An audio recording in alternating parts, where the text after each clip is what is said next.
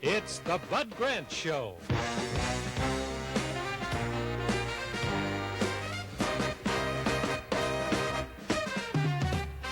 With Minnesota Viking head coach Bud Grant and Channel 5 sports director Bob Bruce.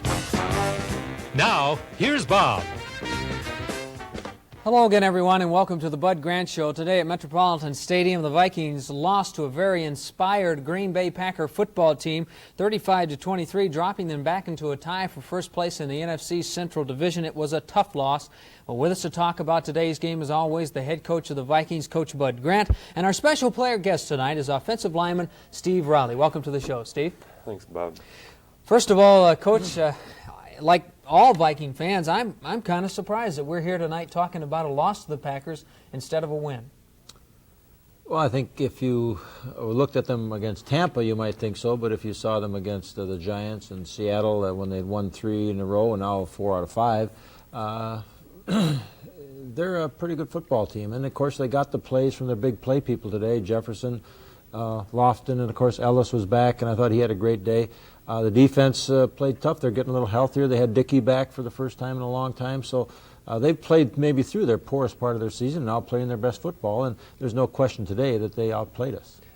Today, as far as play selection is concerned, you didn't run the ball a lot. I think you only run it about 4 times in the second half.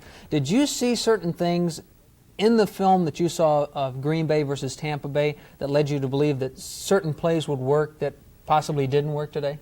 Well, we got behind in the third quarter, and then it was almost passed to save time and to move down the field in bigger pieces of yardage. And so that predicates a lot of the passing. They played tough, but they didn't, the rush wasn't overpowering so that we could get some balls off. We just didn't finish off the plays. You know, when you have 5 interceptions, that takes the steam out of you pretty well.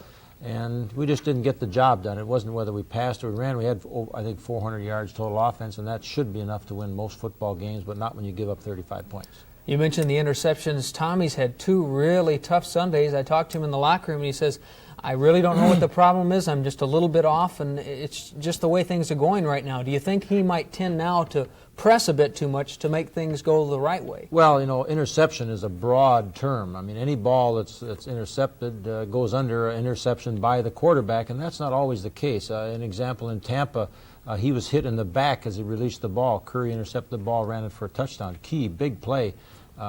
We had plays in this game where Tony had the ball bounce off his shoulder and they made an interception. So really that shouldn't be Tommy's kind of play. If he's getting hit or even screened in that, for that matter, and throws an interception, it's an all-encompassing thing. But really, they're not all his fault. Some of the protection. I mean, we don't say that's Tommy's interception. I think we all assume the responsibility for those things, and we try to eliminate them. We all have to accept responsibility for them. One thing that many of the fans might not get to see is in the locker room, after a Viking win, Tommy is the first person that a lot of the fans give praise to and a lot of credit to, and conversely, when they lose, he takes a lot of the gruff and grief for that loss. And today in the locker room, he says, hey, that's just the way it is. I'm the quarterback, and it seems like things flow that way. Well, there are questions that have to be asked, and he tries to do as good a job as he can, but none of us have really the answer. I think if you look at the other side of it, go to Green Bay locker room, they will say, hey, we played a great defense, we had great interceptions, we had 5 different people come up with interceptions, it was great coaching, good play, alert play, outstanding play, and probably maybe that is the real reason, and not a fault of somebody, but more because of somebody else playing well. And I think Green Bay did play well. No doubt they played one of their best games of the year. Steve, I have to ask you that when you look at, the fans will look at that first game and the score from that first game, and then they'll compare this, as they always do, to the second game, and they'll say, how can this Viking team that so dominated in that first game come back against this Green Bay Packer team today and have so many problems? Well, we got behind in that first game. I mean, they're basically 2 pretty different games, actually. We got behind, and we had some real big plays in that first game, a block punt and things like that. We had a fumble recovery taken in for a touchdown, And today we got ahead early and just seemed to sit on the lead. They came back and we started passing and things weren't clicking and you know, we just couldn't catch up. Coach, are you concerned about the fact that in the past 2 weeks the Vikings have come out, started fast, gotten to a bit of a commanding lead, and then have not been able to hold on to that lead? Well, I think one of the things we've been looking at, and we talk about going into this game, we have not done well in the first quarter. I mean, that's been our poorest quarter offensively, and you know, we've kind of concentrated, came out, and have done well the last couple of games in the first quarter. But really, whether you do well in the first or second, I mean, 14 points is not insurmountable to them, to us. 14 points at halftime is not insurmountable. 14 points going into the fourth quarter is not insurmountable. And I think Green Bay looked at it that way, and I don't think we looked at it quite as a cushion, but we had our work cut out, but their back was against the wall. They seemed to play with much more determination than we did. In just a moment, we'll be back. We'll take a look at the highlights of today's loss to the Green Bay Packers when the Bud Grant Show continues.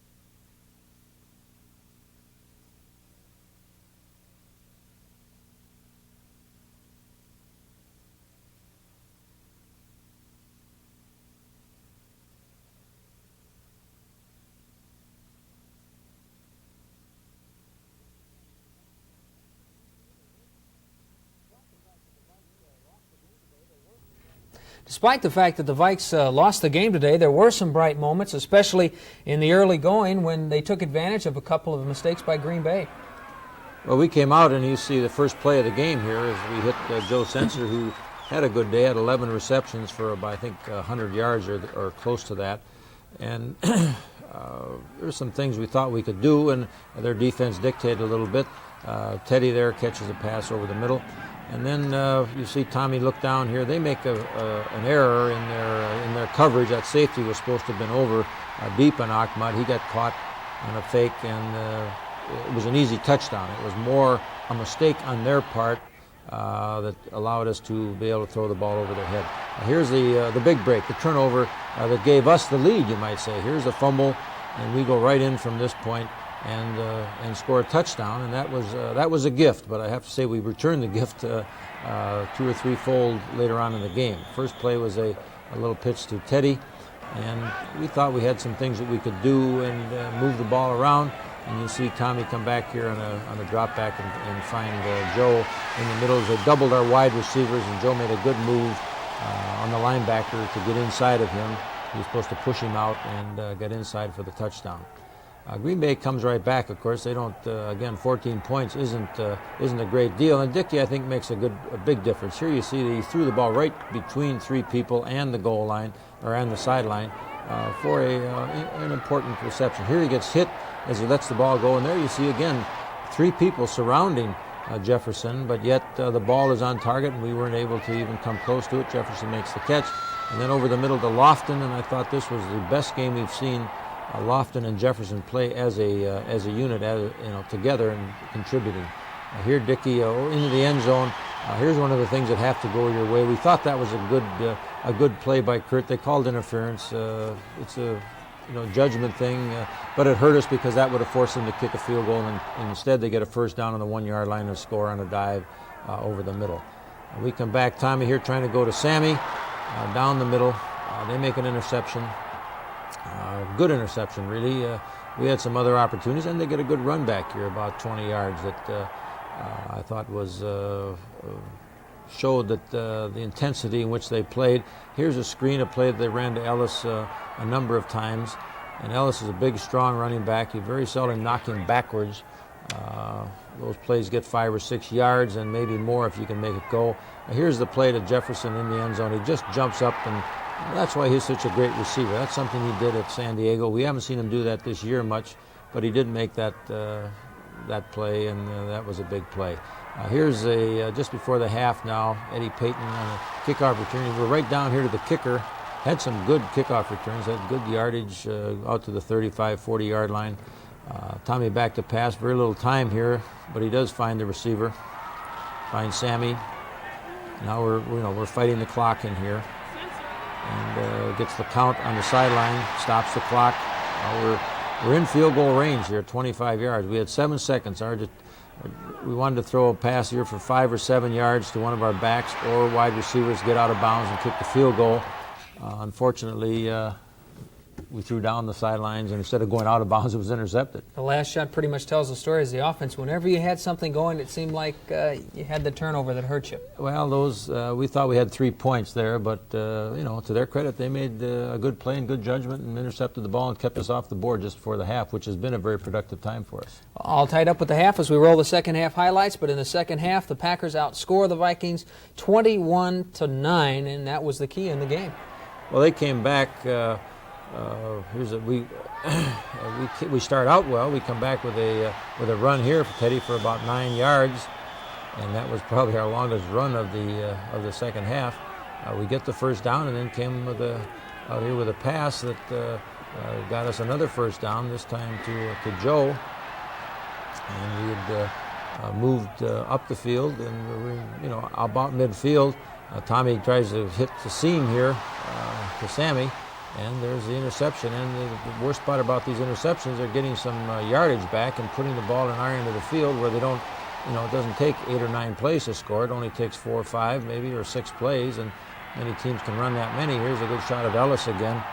Did a good job of cutting back, and you see the fake in here over the middle to Lofton as they hold our linebackers with that fake into the line. And Lofton is one of the leading, certainly one of the top 2 or 3 wide receivers in the league. And Dickey, I thought, did an excellent job of throwing the ball. Here, Huckabee takes the ball out in the flat, scores a touchdown. Now we come right back on our series and move the length of the field in about 2 minutes. Pass to Sammy out to the side, and we come right back to Ahmad, and just disguised and play just a little bit different, but similar. And we put a drive together, but that was the last time we did it during the day. It was time to Joe Sensor. Joe got shaken up just a little bit here, twisted his leg, and I think that slowed him down a little bit later in the game. It happened on that particular play, even though he played. Then they're looking for a pass, and we run Teddy up the middle, quick trap, and he's in there. We missed the extra point. Now that comes back to haunt us really through the whole game.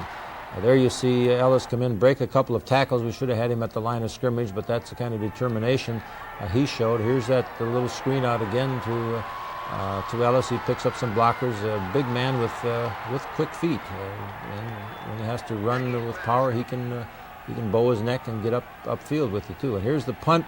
I don't know that Dennis claimed he didn't touch him, but the official was behind him and said we did, and maybe should have blocked it, but that gave them possession, first down at midfield, and they were very quick to take advantage of that. Again, the little pass out here to Ellis, and you see him coming all the way back across the field, and it's not a big gain, but 7 or 8 yards, and he maybe had to run about 25 to gain that. And a fake over the middle, and here's the big play down the sidelines here to you see Lofton actually take the ball away from our safety and get into the end zone. That was the ball's up for grabs, and whoever can come down with it. Lofton did, and that was a play that maybe determined the outcome of the game. Well, you drop back into a tie for first place.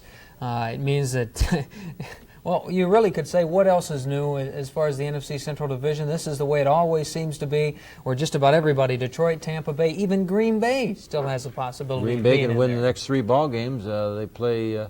They play Detroit next week, and that could be a big game for both of them and for us. So they're in it also. So it's a 4-way run. In just a moment, we'll be back. We'll have a question from the Bud Grant Hotline and take a look at next week's opponent, the Chicago Bears, right after this.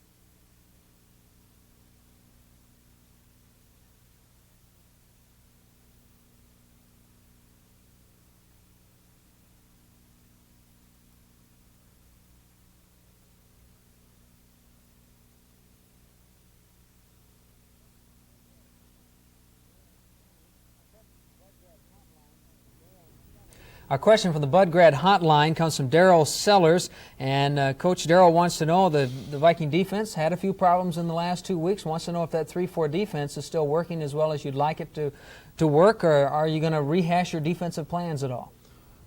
Well, I don't think it's the 3-4 defense, because we're in a four-man line a good deal of time, and many times with an extra defensive back, depending upon the situation.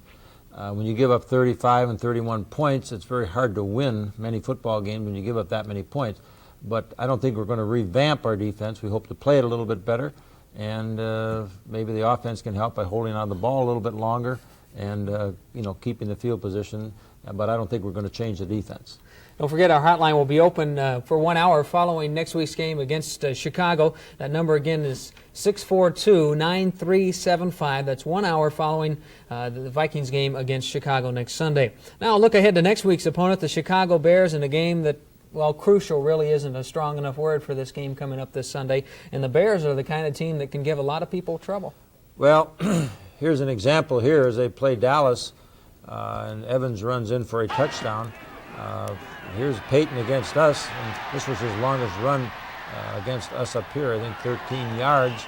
He's the person you have to get after, and of course Evans is a hot and cold quarterback, but when he's hot and he had a good day, a particular second half here against us, he can put the ball up as quick as any quarterback in the league.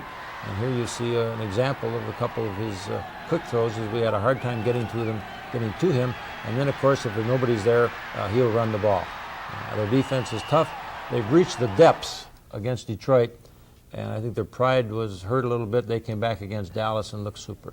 I was just going to ask you, how can a team that looked so bad against Detroit come back against an excellent team like Dallas? And really, I thought they should have won the game. There were some questionable calls towards the end of it, at least. At least a tie. But that's what happens in our business. And I think there's pride, and they just took so much heat down there that they were so bad that they just rose up to show themselves and the world that they weren't as bad as they had been alleged to be, and came on and should have beaten Dallas. And they'd like nothing better than to get some credibility back by beating us. Does it bother you at all that you have to come off a disappointing loss like this and go directly on the road for two very big games? No, I don't. I think in order to win, to end up on top, you have to win against the good teams, and you have to win on the road. There's no other way to get around it. And this, we'll find out how good we are. If we can win next week primarily, and of course go from there. But it's a test. It'll show us if we're good enough, and if we're not, then we shouldn't be in there. In just a moment, we'll be back and we'll visit with our special player guest, Steve Riley, from the offensive line, right after this.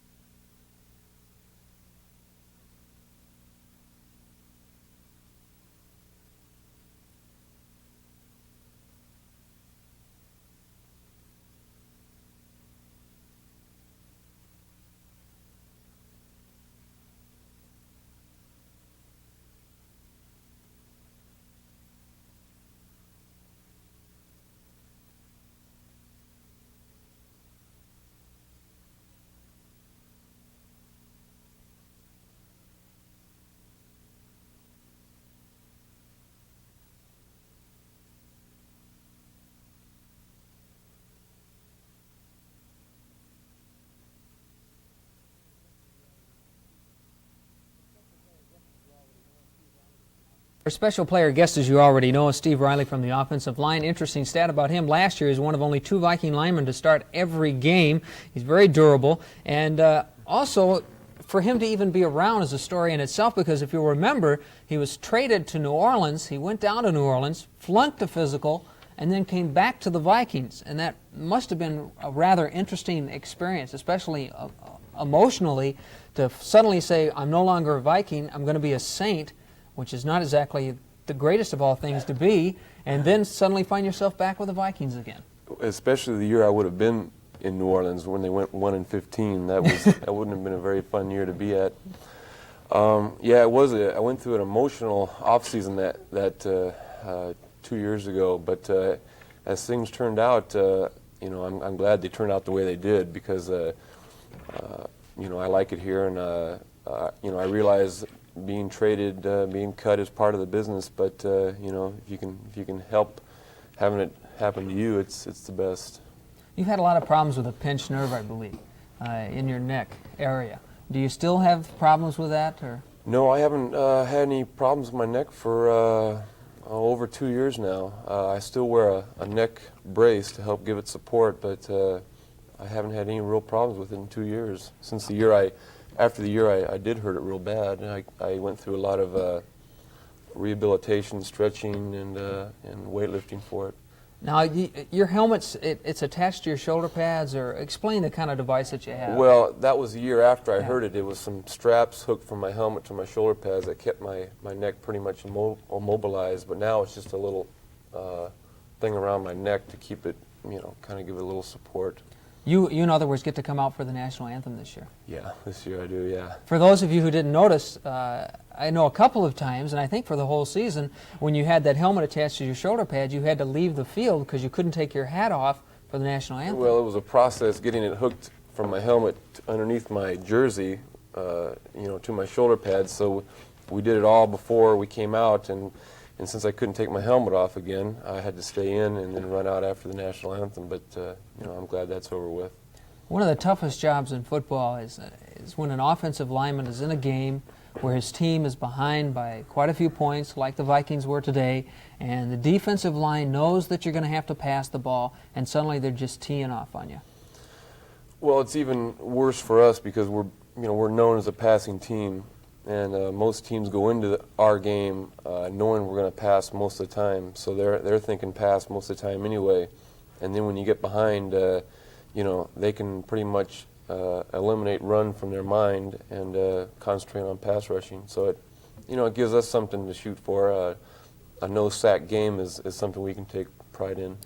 Do you think that today's defeat, because I'm sure you're surprised that you wound up losing to the Packers, do you think today's defeat can possibly turn around and become a positive thing for the Vikings and really urge them on a little bit to play up more to their potential? Well, I don't think there's any doubt. You try to get as much as you can out of losing. That's hard to do, but we realize, you know, all that's left for us to do is win the next 3 games. We have to win these 3 games, and I think that's where we stand now, and everybody realizes it. Now it's on to play the Chicago Bears. Yeah, and it'll be just like a Green Bay game. These NFC Central League games are as tough as any we play, and this one will be no different. Should be a good game in Chicago. A couple of questions about going towards that game. Mark Mullaney missed today. How's he going to be? Do you have any other injuries? We don't have any other injuries, and Mark is just a question mark whether he can come back in a week. I thought Doug Martin played pretty well while he was in there on that side, but if Mark can come back, we should be in pretty good shape, and that's maybe important when you get right down to it. I thought Green Bay came back in good health, and I think they showed it. Detroit has come back into good health, and they're playing better. So health is important, and I think we're all right there. It's going to be a dogfight to the finish. I'm sure it's going to go right down to the last week for not only the divisions, but probably for the wild cards. Well, so the Vikings travel to Chicago and then on to Detroit to the NFC Central Division Championship. Definitely up in the air at this point. Next week, next Sunday, of course, we'll have the Bud Grant Show for you again with highlights from that Chicago game at 10:30. Until then, for Steve Riley, Coach Bud Grant, this is Bob Bruce saying thanks for joining us. Good night.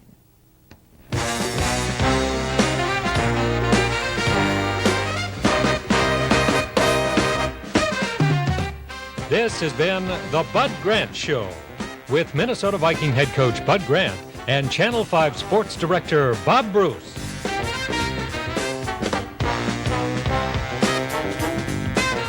This program is a pre-recorded presentation of KSTP Television Sports.